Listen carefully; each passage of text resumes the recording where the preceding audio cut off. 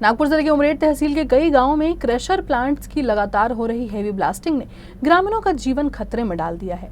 घरों में दरारें पड़ गई हैं और जमीन भूकंप जैसी हलचल कर रही है। ग्रामीण प्रशासन से त्वरित कार्रवाई और नुकसान की भरपाई की मांग कर रहे हैं।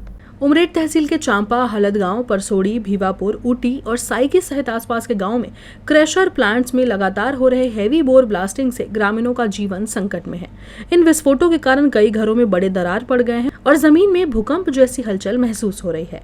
स्थानीय लोगों ने प्रशासन पर नाराजगी जताई है और उमरेड तहसीलदार को निवेदन देकर त्वरित कार्रवाई और नुकसानग्रस्तों को आर्थिक मदद देने की मांग की है।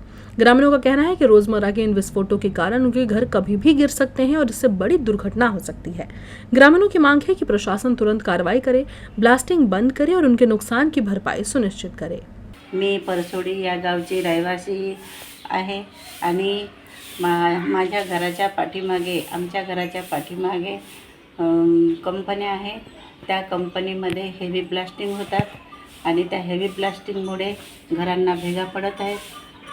कोणाच्या घरांना स्लॅबला पडत आहेत भेगा, कोणाचं स्लॅब पडत आहे आणि माझ्या घराला दिवाळीला भेगा पडत आहेत। ब्लास्टिंग झाली की जर आपण पलंगावर बसलं तर पलंग हलल्यासारखं वाटते आणि असं खुर्चीवर वगैरे बसलं तर खुर्चीत पण असं पडल्यासारखं वाटते। तर हे हेवी ब्लास्टिंग झाली की भूकंप झाल्यासारखा वाटते।